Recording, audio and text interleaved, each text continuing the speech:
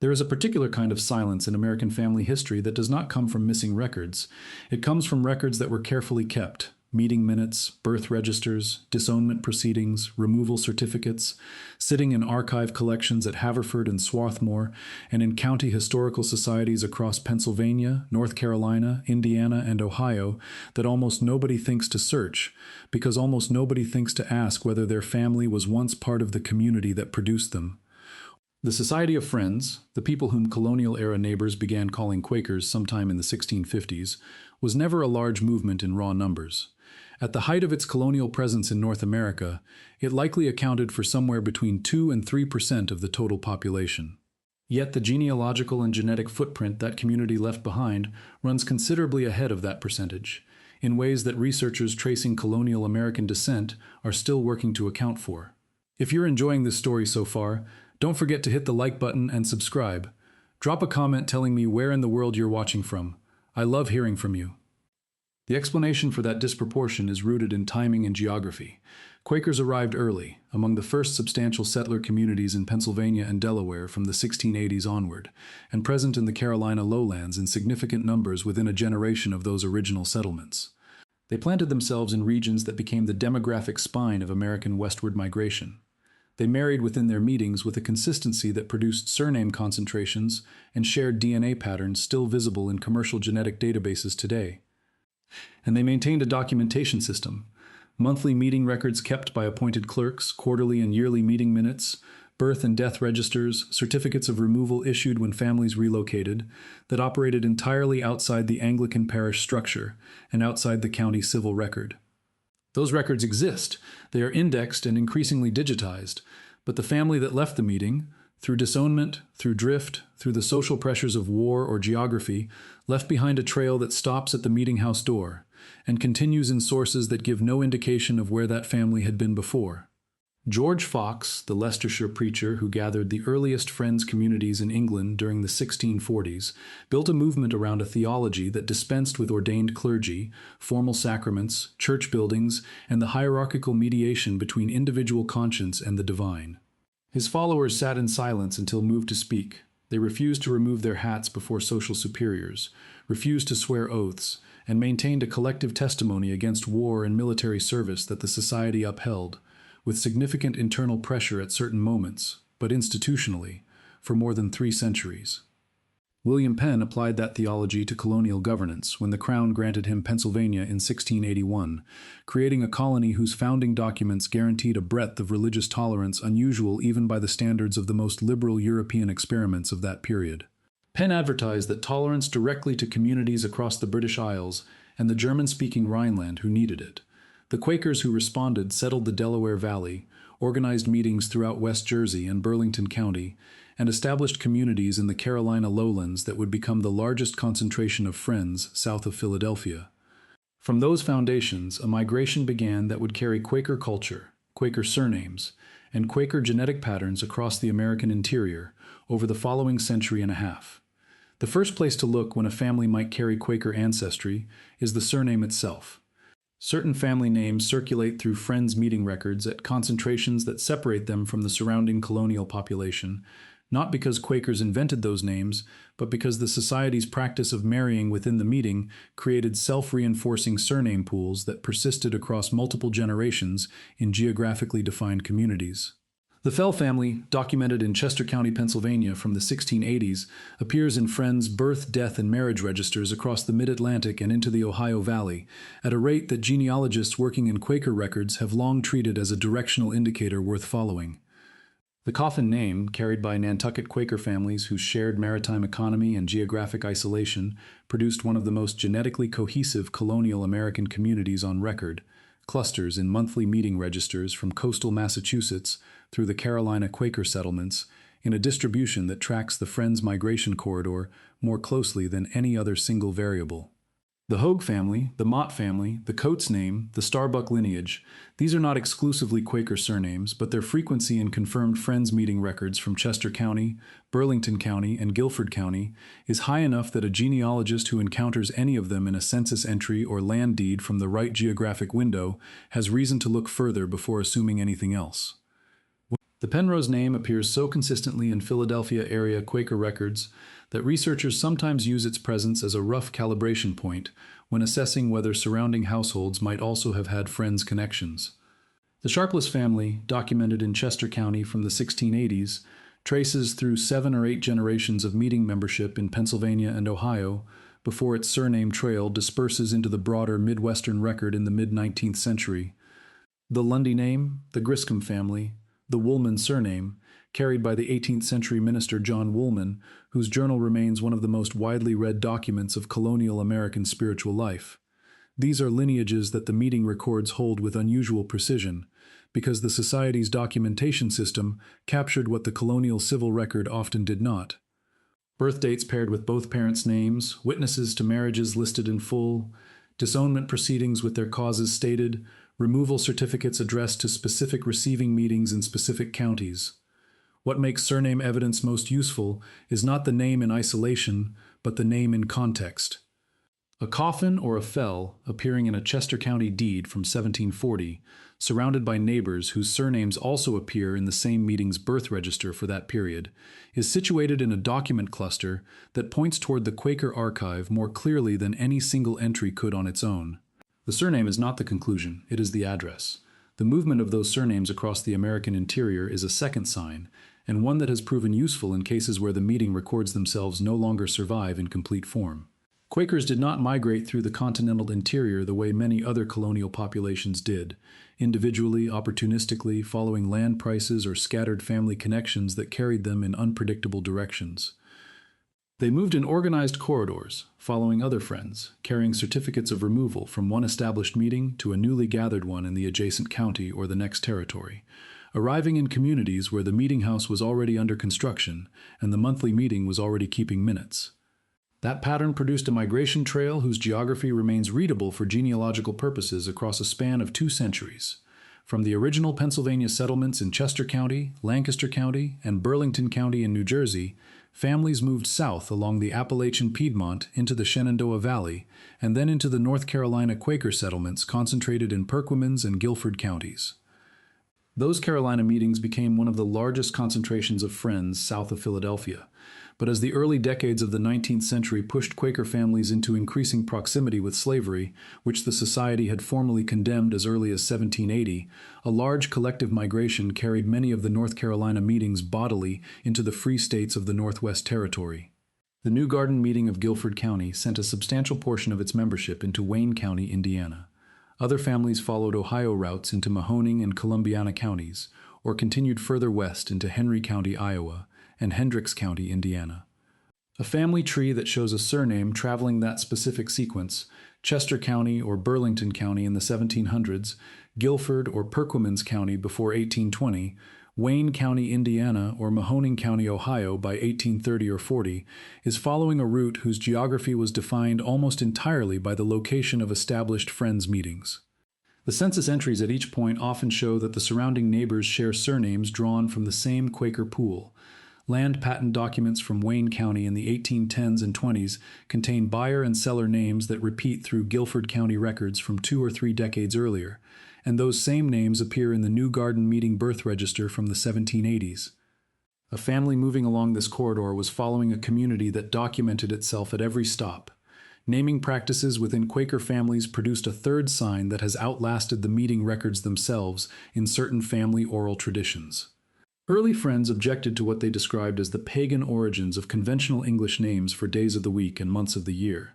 They would not use Thursday, which honored the Norse god Thor, or January, which named the Roman god Janus, substituting instead the plain enumeration, first day, 4th month. That scruple about inherited language extended into how they named their children, producing patterns that separated Quaker households from their Protestant neighbors in ways still detectable in colonial vital records. Quaker parents in the 17th and 18th centuries drew heavily from the Old Testament, specifically from figures who predated the New Testament saints that Anglican and Catholic naming traditions favored. Abner, Amos, Caleb, Obadiah, Peleg, Zebulon, Dinah, Keziah, and Rebekah appear in Friends registers at rates exceeding the surrounding Protestant populations in most counties where direct comparison is possible. Virtue names, particularly for daughters, show up in Quaker birth records with a concentration that genealogists working this area treat as a statistical signal. Patience, prudence, mercy, temperance, comfort, charity, and silence are all names drawn from the Friends naming repertoire, applied with a frequency that had diminished considerably in neighboring Anglican and later Methodist households by the early 19th century. A family tree that shows daughters named Patience and Mercy across 3 or 4 generations, in the right counties and the right decades, is carrying a naming convention whose provenance is not general colonial Protestant custom. The practice of giving a son his father's exact given name and distinguishing the two in the county record only as senior and junior was also more common among Quaker families than in most surrounding populations, producing lineages in which the same name, an Amos or a Caleb or a Benjamin, appears in monthly meeting birth registers across 3 or 4 consecutive generations. There is a secondary layer to this naming evidence that surfaces in certain family traditions but almost never in the county civil record. Names drawn from specific spiritual concepts, increase, preserved, thankful, and content, appear in meeting birth registers from the 17th century and continue into the early 18th in some communities. When a family tree contains a great-great-grandmother named Content or a great-great-grandfather named Preserved in the right county at the right period, the Quaker archive is the right place to look first. The fourth sign is what is absent from the official record rather than what appears in it. A Quaker family left no baptismal record because the Society of Friends did not baptize. There were no godparents, no confirmation ceremonies, no First Communion entries in a church ledger. When these families passed through the civil record, census entries, land patents, estate inventories, court documents, they left behind the traces any colonial household would have left. But the religious documentation that most researchers use to establish a family's denominational background simply does not exist for Quaker households in the form that it does for Anglican, Lutheran, German Reformed, or most dissenting Protestant families of the same period. Quaker marriage was a distinct institution.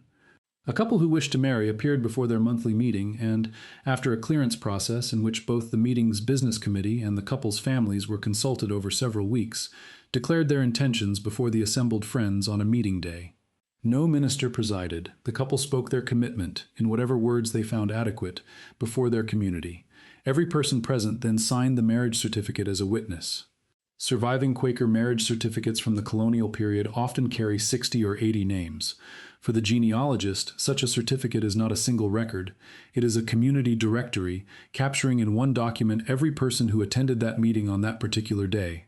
When those certificates do not survive, when the family moved without a removal certificate, or when the meeting's records were lost, the only trace of that marriage in the county record may be an entry with no officiating minister named, or a long list of witnesses sharing overlapping surnames with no denominational notation. A marriage record from Chester County or Guilford County before 1850, with no minister's name and a roster of witnesses drawn from a handful of repeating surnames, is worth examining against the Quaker meeting records for that county and approximate year. If you're hooked on this story, make sure to subscribe and turn on notifications so you never miss an upload. Your support means everything and helps me bring you more emotional stories like this one. When families left the society, through disownment for marrying outside the faith, for taking up arms, for persistent non-attendance, the meeting recorded that departure in its minutes, with the reason stated and the date of the action. A family that disappears from meeting records in a specific year, accompanied by a notation that its head had been disowned for taking militia service in the 1770s or for marrying outside the faith in 1804, reappears shortly after in the civil and denominational records of the surrounding community. The gap between the meeting record and the county record is the story of a family crossing from one world into another. That gap is traceable from both ends, backward from the civil record to the disownment minute, and forward from the birth register to the last entry before the family's departure. The disownment minute, when found, supplies the reason for the break. The meeting records before it supply the family. The fifth sign runs through military records rather than church archives. The Society of Friends maintained a collective position on military service from its earliest decades in England through the 20th century in North America, not as an individual moral preference but as a corporate testimony whose enforcement was a matter of meeting discipline. A friend who took up arms could be formally disowned. A friend who paid the fines that colonial governments levied on those who refused militia service, impositions applied regularly during active conflict, was understood by the meeting to have done what the testimony required. This created an institutional culture around pacifism that passed through Quaker families as something close to inherited behavior, persisting in certain lineages long after the family's formal connection to the society had ended. During the American Revolution, Quaker men who refused to bear arms were viewed in many communities as loyalist sympathizers, subjected to fines, property confiscation, periodic imprisonment, and a social exclusion that made it very difficult for families who maintained their pacifist position to hold their standing in communities mobilizing for war. Some families under that pressure left the meeting and joined local militia companies, entering the general Protestant record of the new republic. Others relocated to areas with larger Quaker populations where the testimony could be maintained more safely. A male ancestor who appears in Revolutionary-era documentation as having paid a fine in lieu of militia service, or who appears in a Quaker disownment record specifically for having taken militia service, is a man whose family's religious background is documented at that specific point in the monthly meeting minutes. The pattern repeated in the wars that followed. During the Civil War, Congress created provisions for conscientious objectors after sustained lobbying from Quaker and Mennonite communities, and Friends who registered under those provisions left records naming their religious affiliation explicitly. During the First World War and the Second, men who could demonstrate membership in a recognized peace church had a formal legal category available. But men whose families had left the Quaker meeting 2 or 3 generations earlier sometimes registered as objectors on grounds of personal conscience alone, with no stated denominational affiliation, citing a family tradition of non-resistance without being able to name the meeting that tradition had originated in. Those records, preserved in Selective Service archives, occasionally read like a family's incomplete memory of where its values came from, a moral inheritance without a traceable denomination. The meeting that produced those values is in many cases still identifiable in the archive. A family that shows documented conscientious objector status in 1863, 1917, and 1942, in a lineage that also carries a surname from the Quaker pool and a migration path through Wayne County, Indiana, is not presenting ambiguous evidence. The 6th sign is what appears when a family tests its DNA against the available genealogical databases. Quakers in colonial America married endogamously within the meeting at rates that the society's own leadership acknowledged and at certain periods actively tried to moderate when the gene pool within a given meeting grew small enough to concentrate the risks that come with related families repeatedly intermarrying across generations. The meeting's clearance system required formal approval before a couple could proceed, a process that verified membership in good standing and checked for any prior unresolved marriage obligations. In practice, this meant that marriages consistently circulated through a bounded pool of Quaker families within a geographically defined community. Over 5 or 6 generations, that pattern produced what population geneticists call a founder effect, a community whose gene pool derives from a smaller than expected set of founding lineages, leaving behind elevated rates of shared DNA among descendants who may believe themselves to be only distant relatives. A person who takes a commercial DNA test and finds an unusual concentration of genetic matches in regions that defined Quaker settlement patterns, Chester County and Lancaster County in Pennsylvania, Burlington County in New Jersey, Guilford County and Perquimans County in North Carolina, Wayne County and Columbiana County in Ohio, Henry County in Iowa, is looking at a geographic signature that tracks the Friends migration corridor closely enough to warrant examination against the Quaker archive. The shared centimorgan values in those matches may reflect a degree of common ancestry higher than what a single shared ancestor several generations back would typically produce, precisely because the shared ancestor pool was a community rather than a single family. 2 people who match at levels suggesting a 3rd or 4th cousin relationship may in fact share multiple common ancestral couples from within the same monthly meeting, whose repeated intermarriage across several generations produced a level of genetic overlap that standard genealogical calculators were not designed to model. Certain mitochondrial haplogroup subbranches appear at elevated concentrations in descent communities traceable to confirmed Quaker lines in the Delaware Valley and the Carolina settlements. Researchers working on Quaker genealogical projects at Haverford and Swarthmore have noted these patterns in comparative studies that set DNA results against documented meeting membership lists. What the DNA shows, measured against what the family oral tradition has preserved, is sometimes the same argument the meeting records make through different means. a community that moved together, married within itself, and maintained a genetic coherence across the American interior that the official religious record no longer names. The geographic clustering of DNA matches in Quaker settlement counties represents a finding that the paper record may supply no explanation for at all. A family that has no surviving church record before a certain date, whose male ancestors show a pattern of non-participation in military service, whose surname appears in Chester County deeds from the early 1800s, and whose DNA matches cluster in an arc from southeastern Pennsylvania through central Indiana, is presenting a convergence of evidence that points toward one conclusion. The seventh sign is preserved in language rather than paper. Plain speech, the use of thee and thou as singular personal pronouns in ordinary conversation, maintained by the Society of Friends as a deliberate mark of spiritual equality, persisted in some Quaker-descended families well past the point where any active meeting membership remained in the lineage. In 17th century English, you was the address owed to social superiors. Thee and thou were the familiar form, reserved for intimates, children, and those of lower social standing. Quakers rejected that hierarchy by addressing everyone in the familiar form, insisting on a spiritual equality before God that superseded social rank. George Fox himself wrote extensively on this practice, arguing that the distinction between formal and familiar address was a form of flattery, giving to social position the honor that belonged to God alone. Early Friends who used plain speech in public were sometimes fined or imprisoned for refusing to show deference to magistrates and clergy through their language. That practice became so thoroughly embedded in certain family cultures that it outlasted the theology that had produced it. Families that left the meeting, through disownment or simple drift, often carried the speech pattern into whatever denomination they joined next, and from there into subsequent generations who no longer knew why the old people talked that way.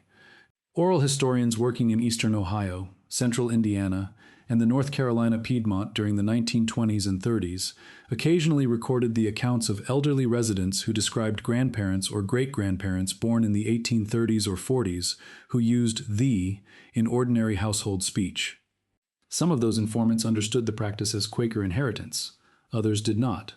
The family had attended a Methodist or Baptist church for as long as anyone could remember, and the thee was simply the way the old people had always talked, a habit without an explanation, a linguistic fossil from a community the family no longer knew it had belonged to.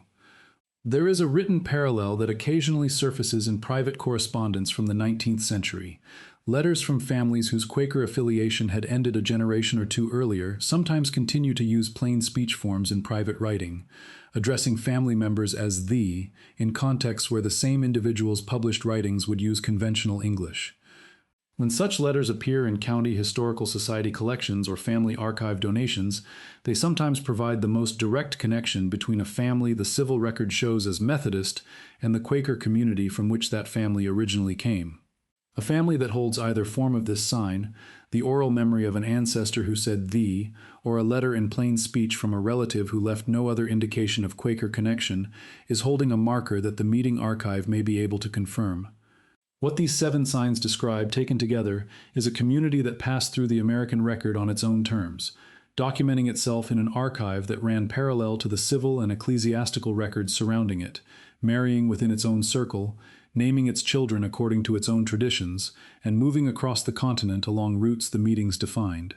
When a family left that community, through disownment, through drift, through the pressures of war or distance, it carried residues of what it had left, a surname from the Quaker pool, a migration path along the Friends corridors, naming conventions drawn from the plain tradition, a blank in the church record where a denomination should be, a pattern of male ancestors declining military service without naming a church as the reason, a DNA result that clusters in the counties where Friends meetings took root, and sometimes a memory of someone whose speech marked them as belonging, in a way nobody afterward could name, to a different world.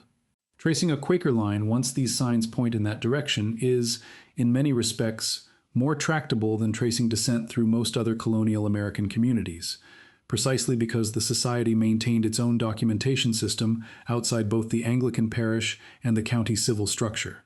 The Quaker and Special Collections at Haverford College in Pennsylvania holds meeting records, correspondence, and genealogical materials from Mid-Atlantic Friends communities spanning more than 3 centuries.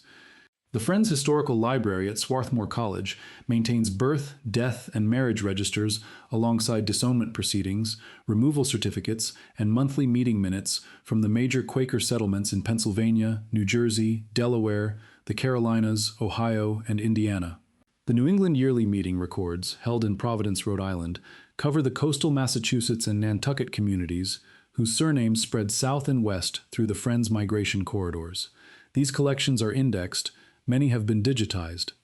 Genealogists who work regularly with Quaker Ancestry describe them as among the most systematically complete colonial records available in North American archives, a product of the same institutional consistency that made Quaker communities so genealogically distinct in the first place. The difficulty lies not in accessing these records, but in connecting a family that left the meeting to what the meeting recorded during and after its departure. A family disowned in 1780 for militia service, which then joined a Methodist congregation in Virginia and moved to Ohio before 1820, appears in the Quaker record only up to the point of disownment. What follows is the Methodist Register, the Ohio Land Entry, the Census, a standard American colonial trail with no visible Quaker connection. The genealogist working this problem carries the family name and geographic location back to the disownment record, which names the reason for departure, and from there backward through the monthly meeting minutes to the birth and marriage entries documenting the family's membership before the break. The disownment minute is the hinge. Once found, it connects the post-Quaker American record to the archive that precedes it. Researchers specializing in colonial Quaker descent have estimated, conservatively, that somewhere between 4 and 6 million Americans alive today carry descent from colonial Friends communities without knowing it.